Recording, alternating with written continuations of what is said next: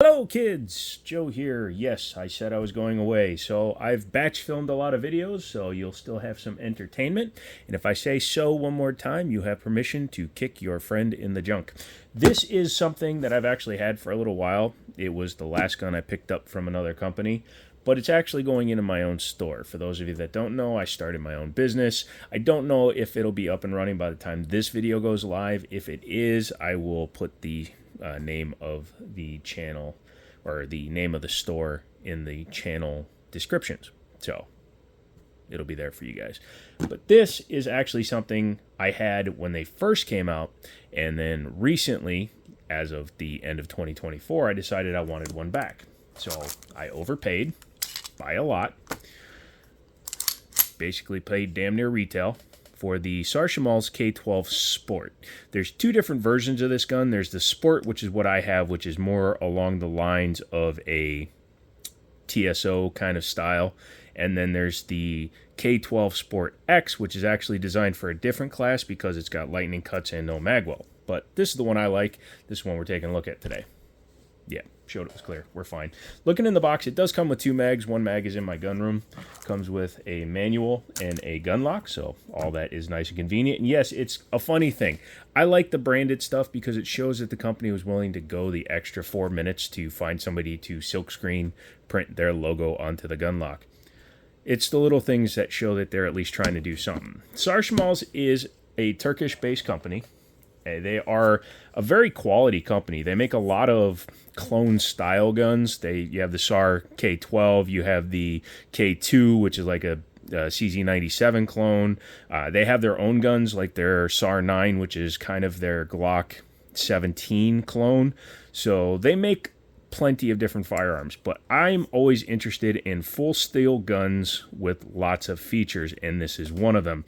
Chambered in 9mm. Oh, got a little bit of flash rusting from sitting in the box. Have to take care of that. But chambered in 9mm, it basically follows the exact same pattern of a CZ Shadow 2 single action, or more like a tactical sport. However, it's only got a 5-inch barrel, not a 5.25-inch barrel, but as you can see, it's finished in stainless. There are some special editions out there. There's one that's like a unicorn kind of high polish, and those guns are very expensive. This gun is mapped, manufacturer asking price at $780.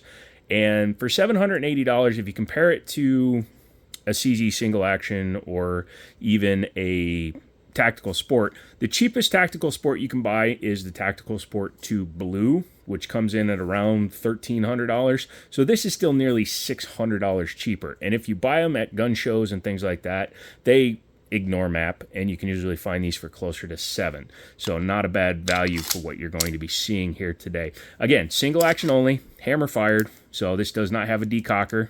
You can manually decock it, but it's not double action. It's single action only with ambidextrous safety, single-sided slide lock, slide release. Has an adjustable rear sight, an LPA style sight. I don't think it's actually made by LPA. Oh, it is actually an LPA. Cool. However, I modified mine because it had super sharp corners. These things stuck up straight and then just 90-degree angles. And as you can see, I rounded them off and then I just kind of colored them in. And then the front side, I just added some high-vis green. Funny story.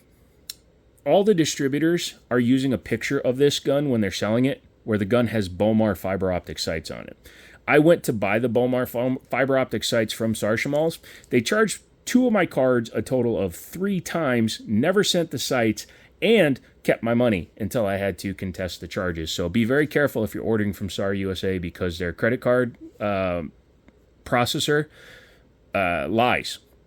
They said that my zip code didn't match on both cards, as if I was understanding the assignment and typing in somebody else's fucking zip code. So, yeah, sorry, USA, get a different credit processor. But yeah, double stack 9mm. CZ75 mags will fit. However, the mag plate has to be a very specific size. You can see this one is squared off and it's actually truncated. It doesn't stick out very far there because of this magwell. I think if you took the magwell off, which you would have to knock out that roll pin to do, then it will take all standard CZ75 mags. But with that base plate, or the magwell, the base plate is important because kind of like on a SIG 320 Legion, if it's not the right size base plate, it will not feed into the gun. Very, very handsome gun. Front rear slide serrations, front strap checkering, which you actually don't get on a lot of guns in this price range. Rear strap checkering, it looks more like 20 lines per inch, but I guess it could be 25 lines per inch. But that's actual checkering. It's not like those you can buy for 1911s. You can buy metal inserts that go underneath your mag plates or your side panels. Has aluminum side panels, but these are interchangeable with CZ75. You just have to be cognizant of this. You can see that the magwell is actually retained by the frame body, as well as all of this. Hang on one second for me. I apologize. I realized I didn't have Do Not Disturb on, and somebody could have called. This has the CZ75 style inverted rail system, which we've talked about a lot on this channel. Here, just look at that for a second while I grab a different gun, too.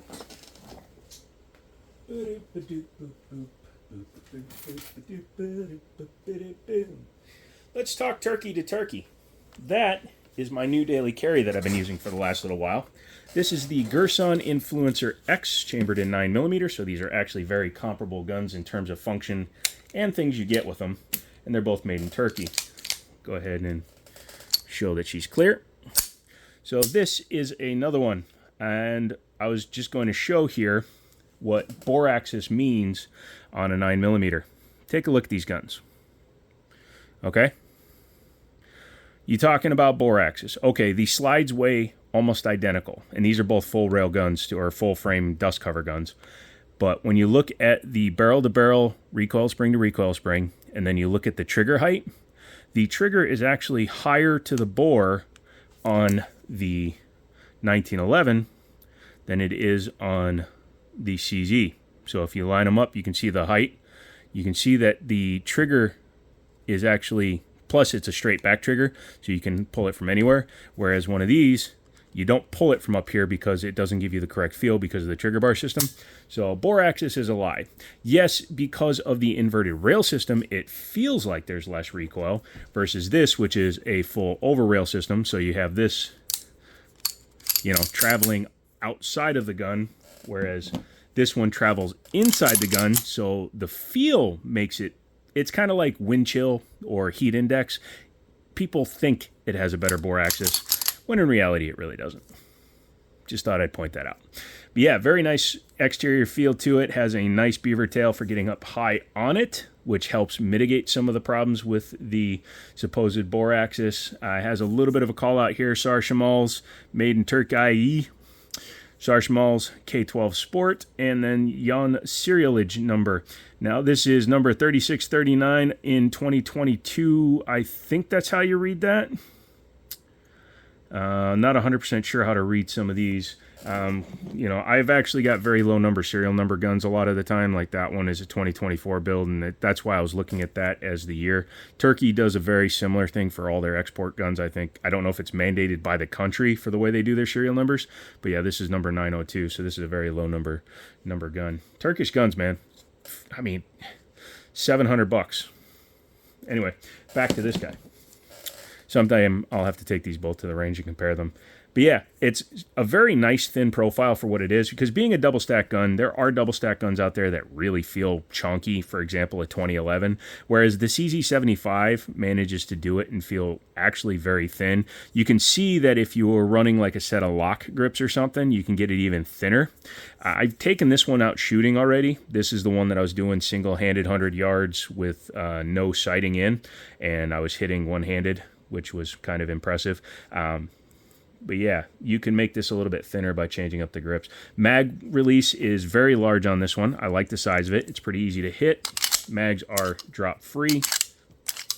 A lot of companies can take a lesson from that, although the base plate on this...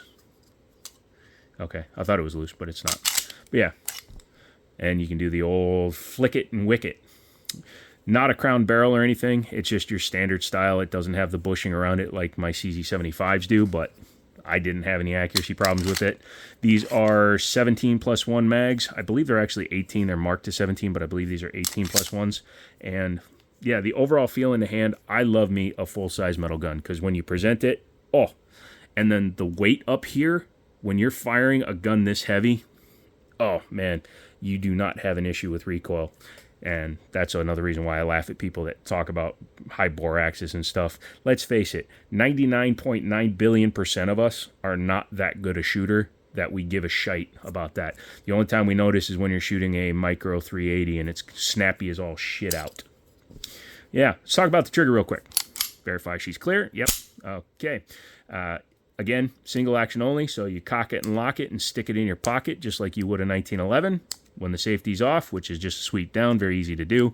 Very, very easy to feel it. It's not very loud when it engages, though. Disengage, yes. Engage, no. But as you can see, it definitely does that. You can still rack the gun while the safety is actually on, so that's interesting. Yeah, let's go ahead and drop that down. Skeletonized hammer. Pretty decent trigger, and it is actually adjustable. I just haven't messed with it too much because it's actually already set out quite a bit for the over travel. But single action, maybe 5 pounds, 5.5 pounds. This gun has less than 100 rounds through it, so I'm sure it'll break in over time as well. But man, schmooth. Reset is right there. You can feel it. It's actually springing out my finger past the reset. And I actually have a Cajun Gunworks single action trigger that I'm probably going to install in this gun and make this thing even schmoover.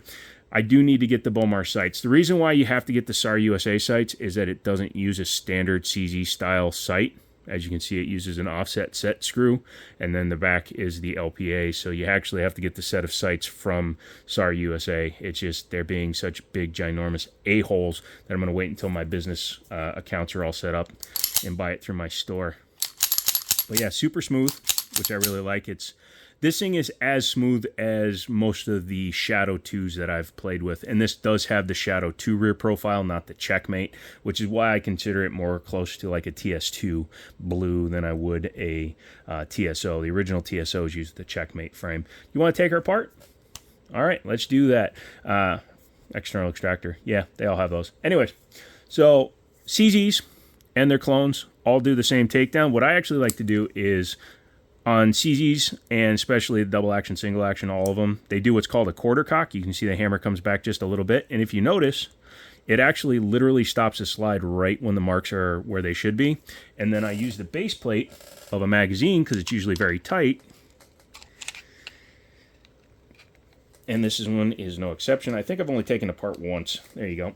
And then you start your slide lock, slide release out, and you simply pull it out. It's just very stiff. I'm setting things up on the side there. I noticed one of my cushions has a big stain on it from one of my guns. And then I like to flip them over when I take them apart. It just makes it a little bit easier, using a blanket as well. Has the same recoil spring setup, non-captive, so you can adjust your springs. That's actually desirable in a competition style gun, because then you can change your springs depending on the weights and your power loads that you're doing in your ammunition. My SIG 320, X5 Legion, and several of my suppressor ready guns all have non-captive guide rods, which is actually preferable when you need to possibly adjust things. And then you just drop out the chrome plated, I don't know if it's actually chrome, but it looks to be a chrome lined or chrome plated barrel. Absolutely CZ. It probably would drop into a CZ, honestly, but it uses the locking lugs just like a 1911. However, it uses a cam system versus a swinging link, which is a little bit easier on the gun. It's one less point of failure. It's actually technically two, because you could snap the pin for the swinging link and you could break the swinging link itself. And the swinging link can sometimes bind up and cause some issues there. Looking at the slide, you can see does have a drop safety. So even though this is a competition style gun, it's a gun that came from out of the country. And every time you add an extra safety to a gun coming from out of the country, you actually get better import favorability, we'll call it, from the U.S. government. So this does have a firing pin safety. So between this and a Shadow 2, this is the safer gun. It doesn't really affect anything. Like the trigger feel still feels amazing on it. And realistically, you could take out the firing pin block and just run a standard CZ75 firing pin in there. And it's the same thing people do with the Series 80 guns from the 1911 line. You just drop out the firing pin safety, put a full-length striker in there, or firing pin in this case, and just run with it. Because all this does is when that pushes up, it allows the firing pin to protrude out of the breech face. So if that's not in there, when you hit the hammer, it's just always going to go through. But you have to get one firing pin or striker, depending on how you're doing it, that doesn't need to interact with the firing pin. Safety. I don't recommend modifying your guns, though, especially when they're pretty solid. Very deep cup for the spring, so that's a lot of material, so it can take a lot of beating. This is also capable of taking all the buffers that you can run on the CZ75 stuff to short stroke the gun, make it cycle a little bit faster.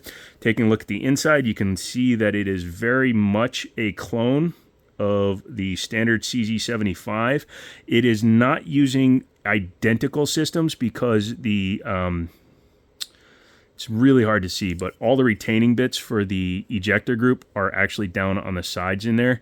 I'd have to disassemble it to show you, but they are very similar yet slightly different. You'll also notice that like it uses a roll pin back here, where on a standard CZ75 or anything from the 75 actual lineup, it uses a roll pin that drops down to retain things like the hammer spring and all the other stuff. This just uses standard one-sided roll pins, so they only come out one way. They are actually roll pins. They're not just like that. These are actually, you can expand them to make them tighter. If they get loose, you can peen them a little bit. I don't recommend doing that, but you could. But other than that, like the trigger assembly, that's all standard CZ75 style stuff. Yeah, very nice. So let's go ahead and throw her back together. Take your slide, take your barrel, just like modern 9s. Slide that in there. This can be a little bit tricky when you have a long spring that's non-captive. You just got to kind of squish. This spring is actually pretty light. It allows the gun to cycle a little bit easier when it's not a super heavy spring, but some guns have a super heavy spring, so just keep that in mind. You'll see there's a little detent on the bottom of there, so just kind of line that up. You don't want it to be too high up, because if it's too high up, then it won't go into the gun correctly, and if it's too far down, then it won't go into the gun correctly. So if it's too low like that, you can see the spring is not level. So just kind of make it so that it lines up good. Try not to shoot yourself in the crotch. Ask me how I've done that. And then with the inverted rail system, you bring it all the way to the front, line it up, and to show you how smooth this gun is, come on. For a $700 gun, that is damn impressive. Start your slide lock slide release in the cam. Go ahead and bring it back to here where it should be and snap it in place. The more you disassemble the gun, the easier that'll get. Also, no magazine disconnect, because screw you magazine disconnects. So that is the Sarchemals K12 Sport. It's been around for like 5 years, 6 years. I actually did a review when they first came out, but they re-imported them again recently, and that's why I picked it up. It's a hell of a gun, man. At $700, you are pushing into PO1 territory. Excuse me, the SPO1s. The PO1 is a compact, but the SPO1, and that has a rail. But again, this gives you a little bit more competition stuff. So it's up to you what you want to do, which one you like better. But I love this gun. I'll get the fiber optic sights for it, and I may sell this one. That all depends. I'm getting my business going, so that's why the videos have been very few and far between, and they will start picking up as soon as the store does. My goal was to get all my guns out of the pawn shop and into the store, and then I would start playing around. So come back for all of that, and once the store is up and running, I'll make sure that the name is in the comments. So love you guys. Come back for another one, and as always, I'll talk to you later.